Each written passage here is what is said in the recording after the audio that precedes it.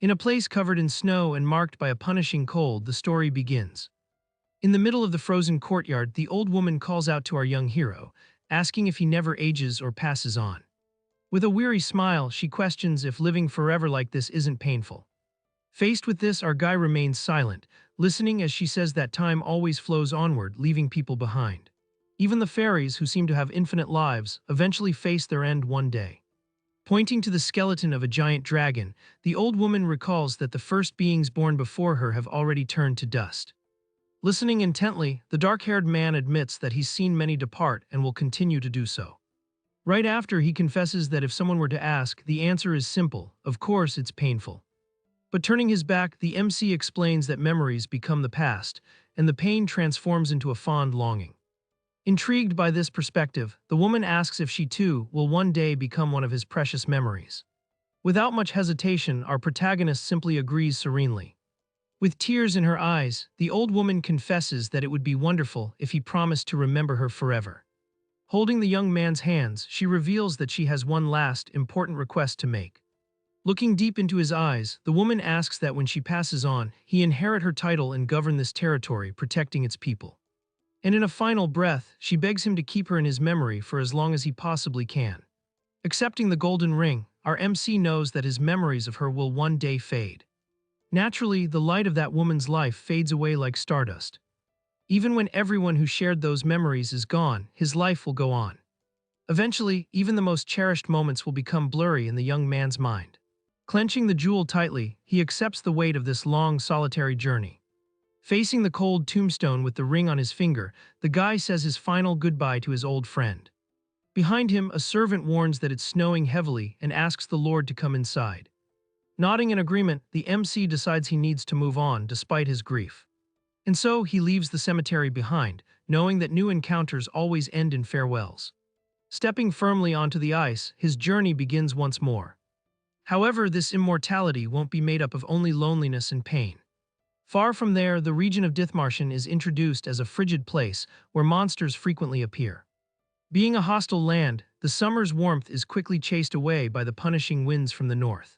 Sitting comfortably in his armchair, a gray-haired priest says that this is the exact place he wants to entrust to someone. Surprised by the proposal, a red-haired girl named Roberta chokes on her tea. Completely in shock, the redhead points to herself, unable to believe the absurd mission.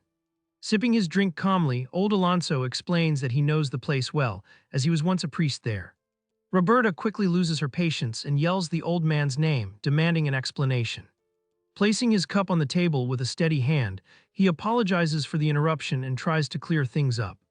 Outraged, the girl questions how he could send her of all people to fill the spot of a priest who just vanished. Confirming the story with a cynical tone, the old man says it's a simple and straightforward task. Slamming her hand on the table, irritated, the redhead retorts that finding the missing leader should be priority number one. Ignoring her scolding, the priest states that her duty is to take the post and not worry about her predecessor. Trembling with rage, our main girl finds the whole thing very suspicious and wonders what the heck Alonso is plotting. From the nerve of him, it's clear this assignment wasn't just a simple courtesy request from the church. With her hand on her head, she sighs in frustration, questioning why out of so many people she was the one who got stuck with this. With a smirk, the old man lays it on the line, saying he chose her because she takes after him. Confused by the backhanded compliment, the redhead is left completely clueless as to what the gray-haired man means. Right after, he calls Roberta by her name in a more serious and nostalgic tone. Flashing back to the past, the scene shows the old man taking the girl in when her parents abandoned her and ordaining her as a priestess. Since they aren't blood-related, it's clear their strong bond came from the long time they spent together. Due to this intense time together, it's only natural she inherited some of his stubborn personality. Sitting on the couch, the redhead listens as the old man tells her how well he did in his youth when he was the priest of Dithmarschen. With a confident look, Alonso assures her that she too will do an excellent job in the cold region. Raised by the priest since she was a little girl, Roberta grew up hearing these life stories of his instead of regular fairy tales. Already dressed in travel clothes and riding toward her destination, she still finds the whole situation super weird. Staring at the city in the distance, the girl wonders what her master is hiding in that place. Arriving near the stone fortress, the MC decides she's going to uncover the truth with her own two hands.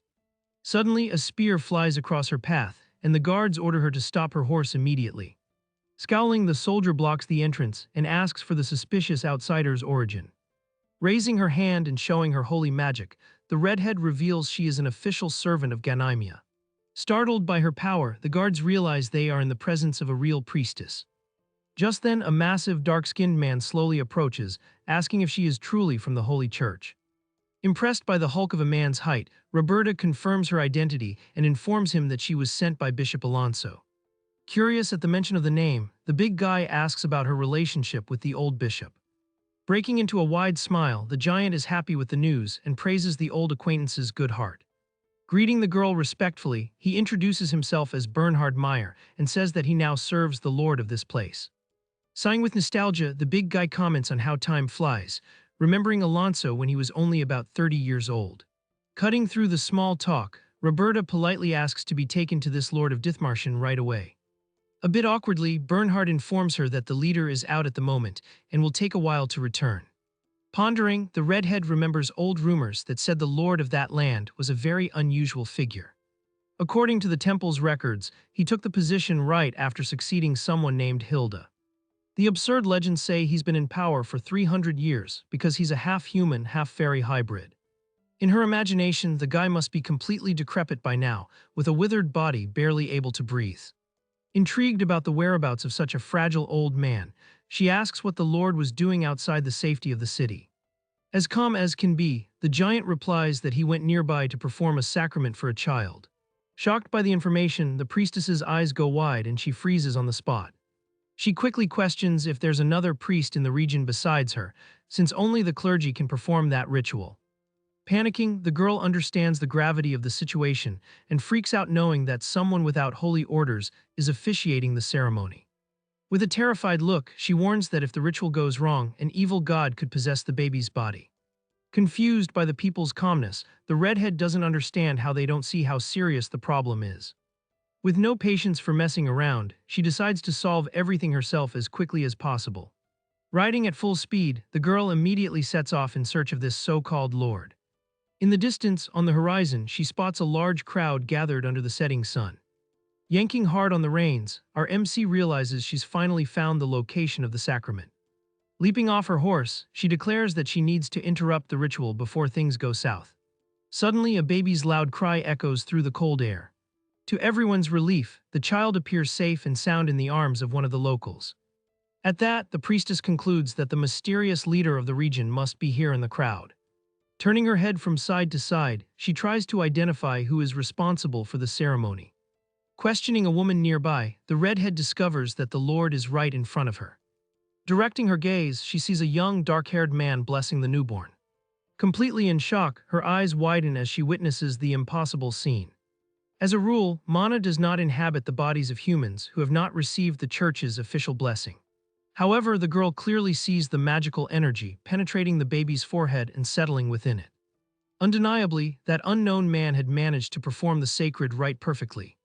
Utterly incredulous, Roberta asks herself how this happened in a place with no priests. In her mind, the true identity of that man becomes a huge and dangerous mystery.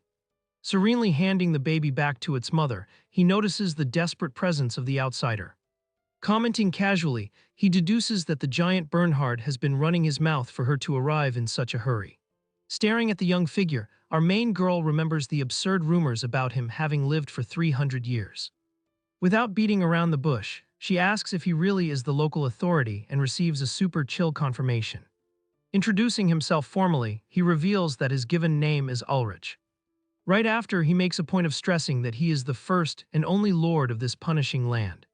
Mentally, the girl analyzes that he can't be a vampire because of the sun, nor a dwarf due to his height.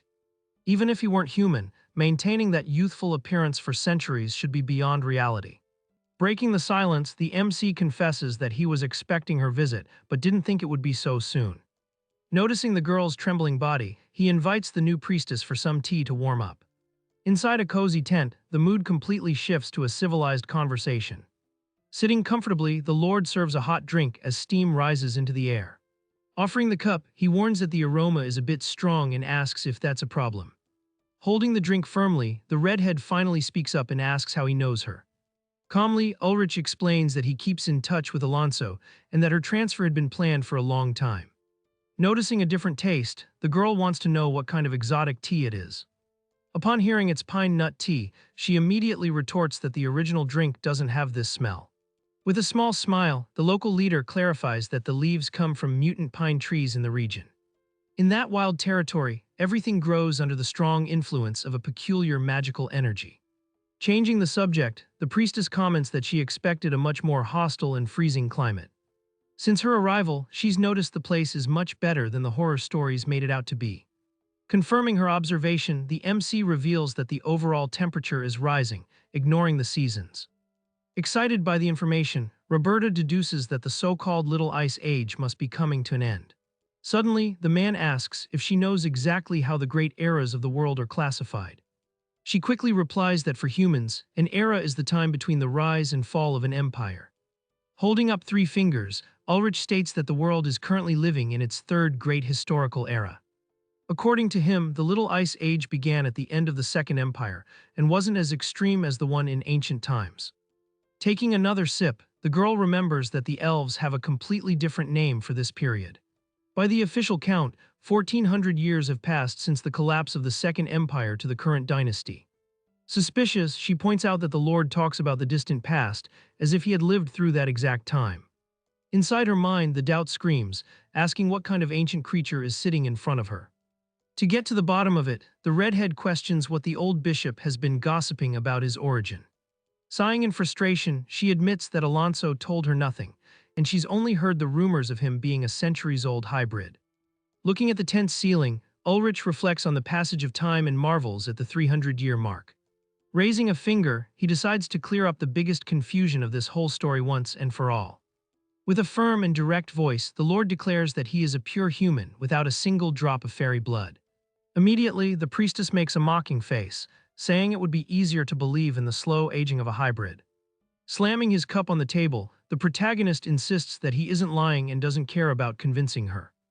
In a tone of wise counsel, he advises that overthinking things only gets in the way and that the truth will reveal itself naturally over time.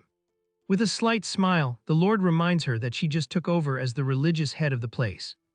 At that exact moment, a curious child pokes their head into the tent, breaking the tense atmosphere. Noticing the commotion outside, Ulrich decides to end the chat, as the people are still waiting for them to celebrate. Before leaving, he says he will finish today's ceremony, but the next ones will be her responsibility. With a look of confidence, the MC says he's counting on the new priestess's services from now on. Outside, the narration reflects that in any era, humanity has always dreamed of the coveted prize of immortality.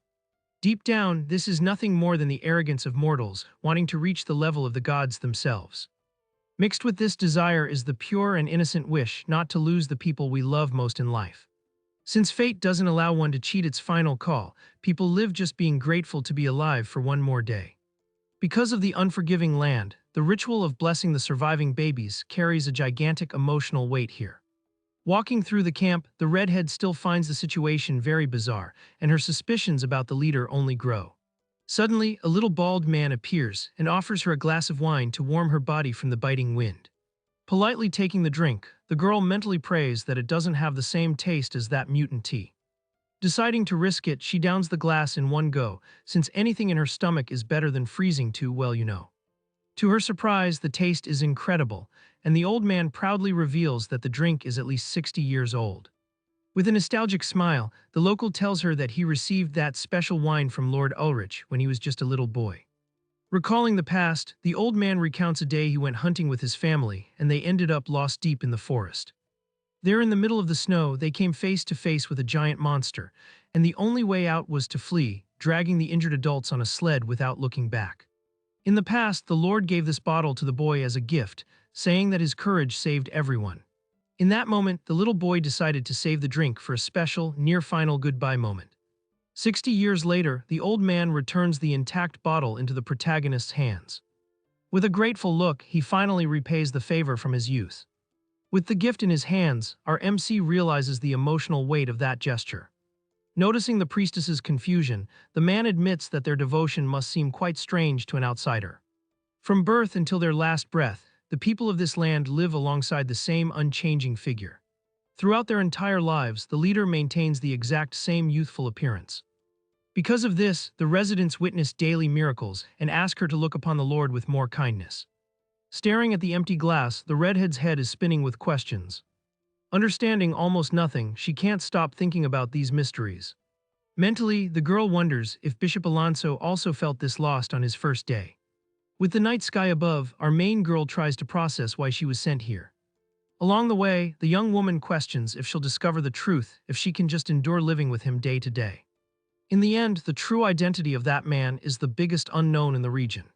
Suddenly, an elderly visitor walks through the dark corridors, mumbling about the rumors of the leader's immortality. Before the MC, the old man says he sought him out because he thought he would know how to solve his son's curse. Hidden near the door, the redhead hears the word cursed and becomes intrigued. Pointing a finger at the kid beside him, the outsider reveals that the child is actually an adult with children of his own. At that, the boy lifts his face, revealing a sinister, glowing gaze. According to the father's account, everything changed the day the boy escaped his final end. Far away, our MC writes a letter to old Alonso, reporting on her first week of work. Since her predecessor's disappearance, she's had to clean the church and catch up on overdue rituals. Tired of all the mess, the girl scolds the Lord, demanding more preparation for the next sacraments. Firmly, she questions why they don't use incense and holy oil in the local ceremonies. Not understanding why they're skipped, the girl asserts that it's the basic rule for honoring the god Hestios. In divine mythology, Hestios is a mortal who is adopted and cared for by the celestial goddess. One day, feeling pity for humans suffering in the cold, he descended from the heavens and gave them the sacred fire. Since then, the rituals require the faithful to light a flame and then immediately extinguish it, creating smoke that rises upward. After the little story, the Lord retorts that mortals got it all wrong, and that calling him by name would be more correct. Annoyed by the snarky reply, the redhead says he's talking nonsense again. In tradition, lighting and extinguishing the fire serves only to invoke the divine presence of Hestios. Whenever the flame went out, the god would descend personally to relight it and save humans from the cold.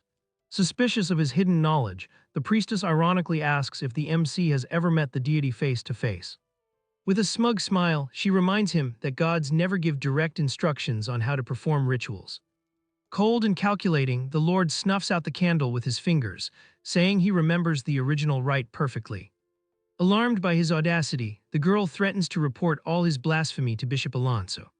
However, she reflects that her old master never mentioned anything about the leader's rebellious behavior. Defeated, she concludes that living in this forgotten land ends up rotting people's brains. Despite this, the nagging doubt about what the church really knows keeps hammering at her mind.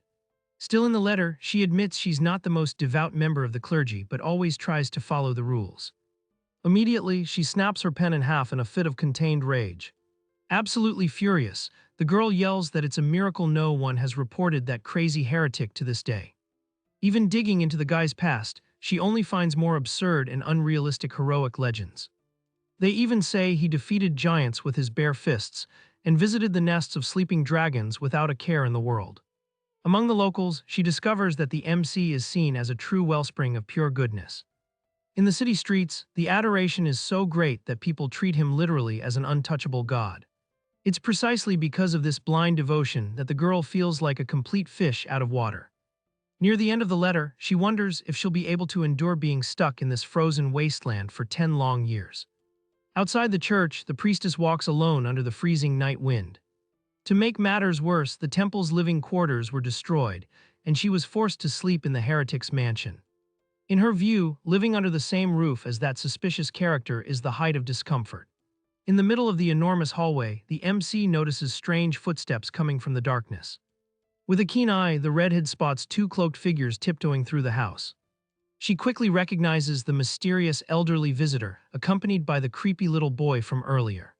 Surprised by their late-night stroll, our hero follows the pair, trying not to make a sound. She soon realizes the intruders are heading straight for Ulrich's private study. Determined to find out the truth, the girl presses herself against the wall to listen in on the forbidden conversation. Inside, the Lord focuses his eyes on the nocturnal guests and asks what they want. Kneeling on the floor, the old man confirms he traveled from far away seeking help from the local legend. In a weak voice, the outsider mentions the rumors about the host's nearly 300-year life. Without showing any reaction, Ulrich asks directly if the old man came all this way just to check his age. Outside, the priestess's eyes go wide, thinking she's finally about to uncover the secret to his youth. Glued to the wooden door, she holds her breath so as not to miss a single detail of the heavy conversation. Suddenly, the man denies the speculation and says the purpose of his visit is much worse. With the child's hood now off, the old man introduces himself as coming from the distant kingdom of Araric. Right after, the man explains that he sought out the Immortal in the hope of reversing the boy's terrible curse. Hearing the word cursed again, the redhead furrows her brow, trying to piece the puzzle together. Standing near the boy, the Lord analyzes the critical situation and asks the old man's exact age. At that moment, the old man reveals he is 67 and says the boy was born when he was still 21. By basic math, the child should be a grown man in his 40s, not a little kid. However, everything stopped in time since the fateful day the boy froze and mysteriously came back to life. Shocked by the morbid story, our hero feels a terrible chill run down her spine. Face to face with the boy's expressionless face, the Lord wants to be sure if this return from the beyond is real. Deeply shaken, the old man swears on all that is holy that the resurrection was a dark and bizarre accident. In the past, the boy tripped and fell, drowning in the icy river current. After the rescue was complete, the parents confirmed the child's passing and held a tearful funeral. But the real terror began shortly after, with muffled screams echoing from inside the grave. In a mad dash, the family dug up the earth, opened the coffin, and found the boy crying inside. From that bizarre day forward, the child never grew or aged another day, his mind regressing to the instincts of a baby who doesn't even recognize his own father. By custom, people bury their departed whole to ensure the soul's passage to the afterlife, something his son failed to do. In the outsider's view, the situation seemed like a divine punishment that trapped the boy's soul somewhere between life and what comes next. Annoyed by the mystical explanation, the Lord loses his patience and tells the man to cut the spiel. Without beating around the bush, the protagonist questions the true origin of this mysterious journey from so far away. In his sharp mind, it was completely impossible for the fame of his isolated domain to reach that distant kingdom. Faced with the pressure, the visitor trembles and falls silent.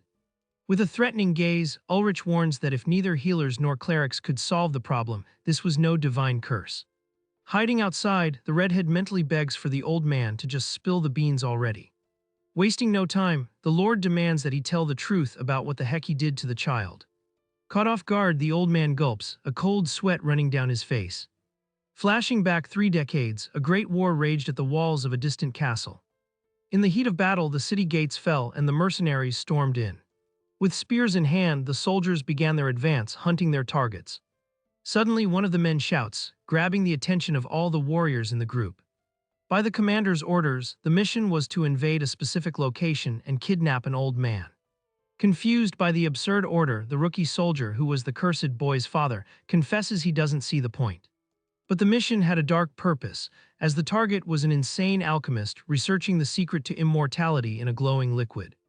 Amidst the chaos of war 30 years ago, the cries of a charge and the sounds of swords echoed through the invaded city. Again, the piercing sound of breaking doors marked the fall of the local defenses. Pushing through barricades, the mercenaries finally advanced to the last refuge. In a hurry, the team leader shouted the rookie's name, Rashid, demanding he pick up the pace. Stunned, the young man questioned who the heck they were supposed to capture in the middle of all this confusion. To his surprise, his comrades didn't know anything either. They were just following blind orders. The only shred of information they had was the rumor about the immortal alchemist and his bizarre concoction. Picking up the pace, the team reached the courtyard of a majestic mansion in the center of the chaos. Inside the enormous fortress, everything was eerily empty and quiet. Walking through the wide corridors, the soldiers began to fear that their target had already skipped town. Carefully, the men advanced to the main room at the end of the hall. Slowly turning the handle, Rashid concluded that letting the old man escape would be a gigantic problem. Upon opening the heavy door, the group was met with green smoke billowing from a huge cauldron in the middle of the room. Immediately, the soldier thought the escape was so rushed they didn't even have time to put out the fire. However, the laboratory seemed intact, filled with strange equipment scattered across the tables. With his eyes fixed on one of the colored flasks, the young man noticed something shiny standing out among the grime. Without warning, the alchemist emerged from the shadows, yelling for the intruder not to touch his precious liquid with filthy hands. The shout caught everyone off guard in the middle of their stealthy exploration.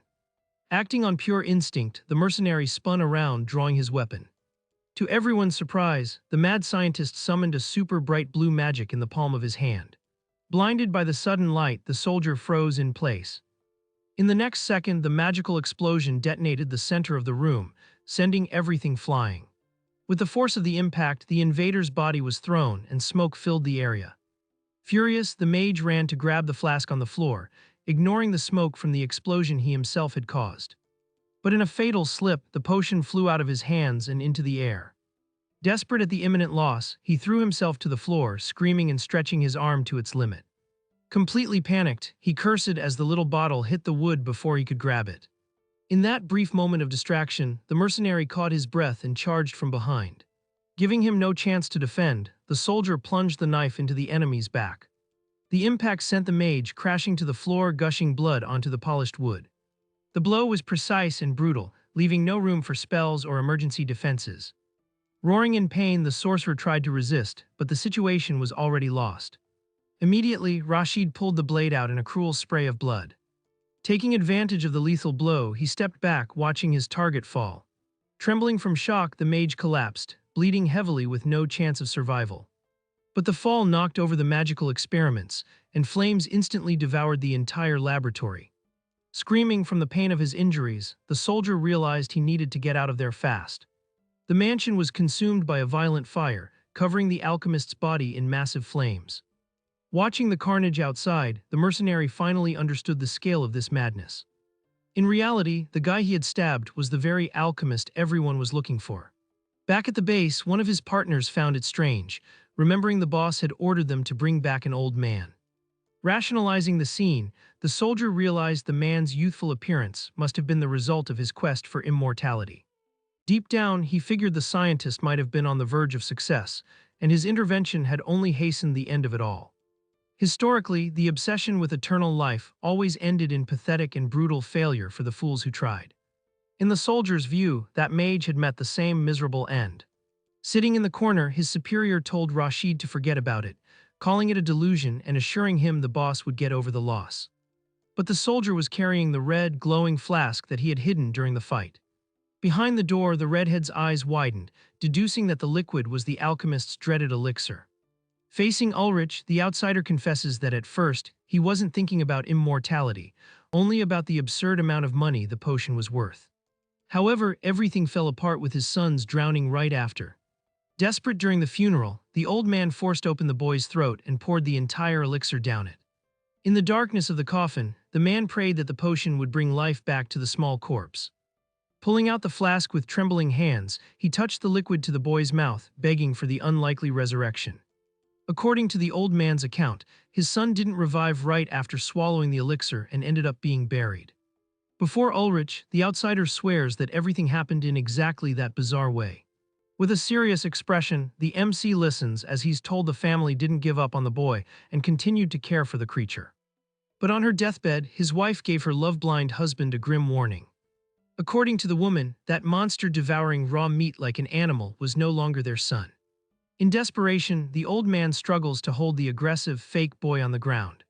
In a cry of pain, he begs the boy to stop acting like a rabid beast.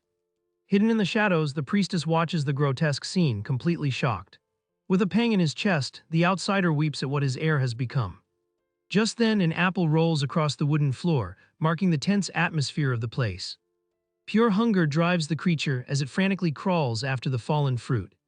Analyzing the situation, the Lord says he can barely imagine the hell the old man went through to get here. Since no healer could discover the cause of the curse, the only option was to seek a miracle in these snowy lands.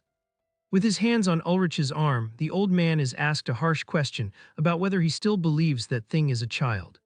Blinded by delusion, the father replies that he would never deny his own blood, even if the boy acts like a monster. Firmly gripping the visitor's wrist, the protagonist laments the useless suffering with a tone of pity. Without mincing words, he throws it in the outsider's face that his wife was right and that the boy was never alive. Confused by the revelation, the man's eyes widen, refusing the obvious truth. Right after, Ulrich draws a dagger, warning that there's only one way to end this madness. With the blade in hand, the leader advances to exterminate the abomination right then and there. In a quick leap, Roberta comes out of hiding, screaming for the Lord to stop. Startled by the scream, the fake boy turns his bizarre face toward the girl. Desperate, the redhead begs Ulrich not to commit a murder in front of her. In a mad dash, she tries to prevent the execution at all costs. With all her strength, she grabs the arm of the man dressed as a lord, blocking the lethal blow. In the next second, drops of blood begin to drip onto the stone floor. Turning his head, Ulrich realizes the little monster leaped up and sank its teeth deep into his arm. Completely stunned, the priestess freezes, seeing the bizarre aggression of the supposed heir. Far from recoiling, the leader just stares at the creature latched onto his flesh as the wound deepens. Fresh blood pours onto the floor, proving once and for all that this is just an irrational beast. Cold and calculating, Ulrich just observes the creature tearing his skin without showing any pain. After spitting blood from his mouth, he confirms that the target is exactly the monster he suspected. Behind the lord, the old man appears out of nowhere, his trembling hands holding a bloodied blade. In tears, the old man begs for forgiveness, saying he had no other choice to protect the life of his fake son. Outraged by the treacherous stabbing, our MC asks what the heck the old man thinks he's doing. Witnessing the scene, the redhead is in total shock at the cowardice of the attack from behind. Noticing the girl's presence, the attacker panics, recognizing the holy garments of the clergy. Filled with rage, he concludes that the outsider has heard all the dark secrets about the elixir and the resurrection. Blinded by desperation, the old man charges at Roberta, screaming that he can't leave any living witnesses. With the knife gleaming, he tries to slit our hero's throat in a deadly motion. Suddenly, a heavy punch cuts through the air and connects squarely with the traitor's face. Before the girl could be harmed, Ulrich knocks the old man down, sending the wretch to the floor with a single blow. Startled, Roberta backs away as the attacker loses his balance from the impact. With a cry of agony, the old man falls defeated, feeling the weight of the injured lord's punch. Away from the commotion, the little monster continues to snarl with a dark, predatory gaze. Worried about the leader, the priestess holds his arm, asking about the extent of the damage. Quickly, she says she will use healing magic to close the wound from the betrayal. At the exact moment of her warning, the abomination attacks the redhead by surprise, lunging for her neck. Immediately, the girl draws her own dagger, reacting on pure survival instinct. With a firm grip, she prepares her defense against the out-of-control creature. In her mind, Ulrich's harsh words echo, about the creature being just a dead, empty husk. As she pushes the monster's forehead back, she still wonders how the Lord can be so sure of that. Up close, the creature opens its mouth full of sharp fangs, ready to tear a piece from her neck. With a hard stomp on the floor, Ulrich immobilizes the traitorous old man to prevent any more cowardly attacks. With loud moans of pain, the old man cries, sprawled in the corner of the room, completely helpless. With a hand on his own stomach, our MC feels the weight of internal bleeding punishing his body. After taking a deep breath, the protagonist tells the girl to drop the pity and focus on the threat. As he calls the priestess by her name, he ends up spitting more blood from the stab wound. With heavy eyes, the Lord repeats that the being is just a parasitized carcass. Finally, he gives the ultimate order, demanding that the redhead kill the monster without any hesitation. Without strength, the leader slides down the wall as the girl takes the front line of the fight. Badly injured, our MC entrusts the end of the purification to the skilled hands of the impulsive newcomer. With her leather boot hitting the floor, Roberta firms her stance, ready for the kill. In a perfect dodge, she evades the fake child's murderous leap. Enveloping her blade in glowing mana, she calls upon the sacred power of Ganymede. In an incredibly fast slash, the dagger severs the abomination's arm in a single stroke. Furious, she yells that the old man's stubborn ignorance deserves to feel the weight of divine justice. But instead of bone and flesh, the arm's stump reveals dozens of disgusting, writhing red roots. Shocked by the morbid sight, the girl finally understands the true, cursed nature of the elixir. It soon becomes clear that the plant-like parasite consumed the insides and took over the dead boy's carcass. Without mercy, the priestess plunges her knife repeatedly, slicing through the invading monster's roots. With a heavy kick, she sends the fake flying, clearing the area. Covered in the creature's slime, she curses the parasite for daring to imitate the form of an innocent human. Turning to the outsider on the floor, she tells the idiot to see what's left of his supposed beloved son. Lying on the cold floor, the sliced body overflows with disgusting red vines, confirming the final end of the fake boy. On the blood-stained floor, the true state of the creature is now clearly evident. Breathing heavily, the Lord clutches his bloodied shoulder as his heart pounds. Roberta quickly notices something very strange as she observes the severed remains. During the fight, she had cut off the monster's arm without a single drop of blood spurting from the clean wound. Her mind quickly processes that the creature has no blood, nor does it feel any pain. Confused, she questions how the fake boy managed to summon the dagger moments before the attack. At the same time, her vision focuses on the severely injured leader standing before her. To the girl's total shock, Ulrich's hand grabs his own head in a sudden movement. Without warning, the sound of tearing flesh echoes in the silence of the sinister room. Stunned, the priestess falls on her butt, trembling at the bizarre scene in front of her. With wide eyes, the redhead stammers, trying to process what she just witnessed. Gasping, the protagonist exhales, proving that the impossible is happening right before her. As if by magic, the Lord's boot steps firmly on the stained floor, proving his surreal vitality. Immediately, the blood in the puddle begins to move on its own in a magical trail. As if time were reversing, the blood floats through the air, returning directly to the leader's open veins. Paralyzed with fear, the redhead screams that the Lord's blood is magically returning to his own body.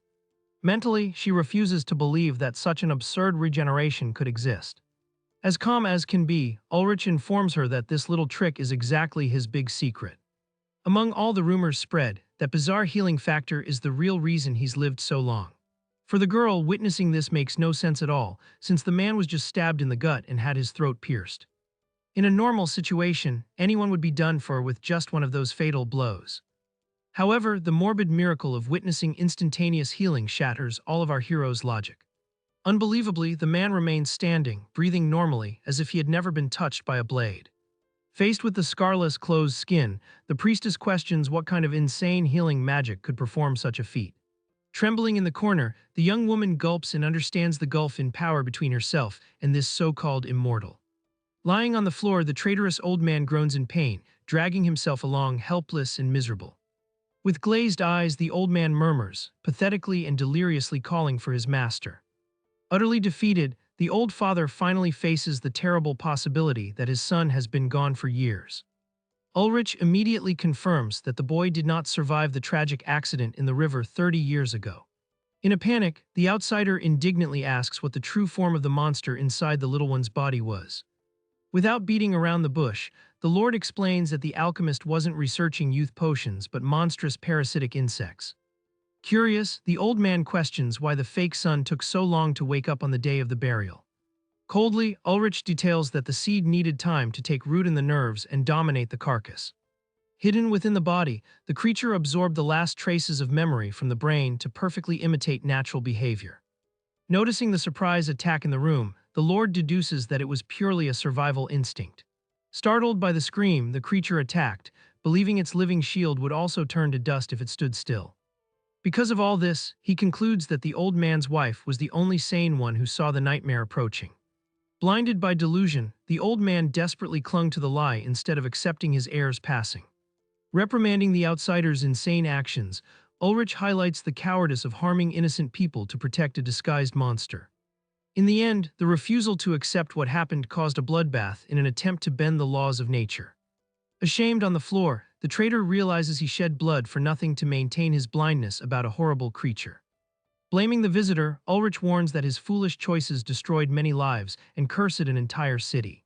Faced with the harsh words, the bitter father finally cries, hugging the boy's remains and begging for forgiveness. Breaking down in tears, the outsider confesses that deep down, his poor son's body was desecrated after a sad passing. Curious about the past, the priestess asks if the child's soul really didn't undergo divine purification. With a melancholic face, Ulrich assures her that the real boy managed to cross the bridge without any additional pain. Facing the window, the morning light illuminates a new day, breaking the darkness of past nightmares. Kneeling and defeated, old Rashid is harshly advised by the Lord before his end. In a tone of absolute certainty, Ulrich declares that the long-dreamed-of afterlife simply doesn't exist for any of us. To the redhead's surprise and outrage, the final end is just the lights going out and nothing more. Consoling the old man, our MC finishes by saying that his son rests in the void without torture. Hours later, the guards take control, arresting the murderous old man and taking away the monster's bagged body. At the study door, the giant Bernhard announces that the outsider will face punitive justice for his betrayal. By sword and by law, the traitor will pay dearly for spreading terror in an attempt to avoid the inevitable. Under the sunlight, the city of Dithmarschen stands firm, ignoring the nighttime battle inside the mansion. In the streets, gossiping women wash clothes and calmly comment on yet another bizarre attack suffered by the Lord. Even after a bloody invasion, the people act as if daily life were just another ordinary day. Outraged by their cluelessness, Roberta complains about the calm reaction while the entire study was bathed in blood. But on second thought, she admits that living near someone who regenerates from lethal wounds turns the impossible into routine. Sitting at his desk, the Lord calmly writes reports and calls the priestess by name, noticing her hesitation. The girl quickly shudders, feeling the mood grow heavy as Ulrich asks about her accumulated doubts. Smiling slightly, he says she must have thousands of questions about the other resurrection and his own immortality. Trembling on the spot, our hero hesitates for a moment but ends up denying she's that curious. Deep down, her mind is screaming, wanting to pry out all the insane answers he holds in a 300-year-old diary. However, the MC's absurd statement about the non-existence of paradise weighs more heavily than any magical gossip. According to the church doctrine she swore to follow, the souls of the departed are judged and sent to the wonderful heavens. Without much thought, she knows that the religious belief in a future beyond the grave comforts those who suffer their whole lives. Even under this oath, Ulrich's heretical claims didn't sound like cheap bluffs or blatant lies. Unlike a common fraud, the leader's words hit with an inexplicable divine certainty. It's precisely because of this absurd fear that the redhead prefers to crack her knuckles and keep her mouth shut, without digging into the cursed past. In her frightened mind, prying out the absolute truth about Ulrich's life would bring answers too big for her brain to process. Giving up on snooping, Roberta states with all her conviction that she wants to focus on her duties as a normal priestess without racking her brain. Laughing softly, the protagonist accepts her answer, saying that old Alonso is right about her stubborn personality. Leaning back in his chair, he recalls that a long time ago, a curious boy also terrorized the castle with endless questions. Smiling, the leader rests his chin in his hands, remembering with nostalgia the strange youth of her late predecessor. Annoyed by the comparison, the redhead mentally wonders if she was just called a crazy person who goes against common sense. At that moment, the Lord confesses that everyone who stayed by his side for a long time had that same stubborn streak. In a quick flashback, he mentions that the former ruler, Hilda, only found the courage to ask the big question at the end of her life. Caught by surprise, the girl repeats the name of the former feudal lord, trying to hide her blatant curiosity. With his fingers caressing the golden ring, the protagonist laments that all his friends always hesitate when it's time to seek the truth. Precisely because of this apprehension, the immortal faces the priestess, stating that the two of them will still be together for many, many years. Silently, Roberta analyzes the leader's young face, noticing that despite his appearance, the weight of the centuries shows through in his tired eyes. Inside that blood-soaked study, our hero realizes that she too is already getting used to the bizarre routine of the place. Far away, a small green leaf sprouts in the snow, finally marking the arrival of the end of that harsh winter. Suddenly, the leader of the territory lowers his head and closes his eyes in the middle of the silence. For no apparent reason, the man in black freezes on his feet, as if he had plunged into a trance or a deep and absolute sleep.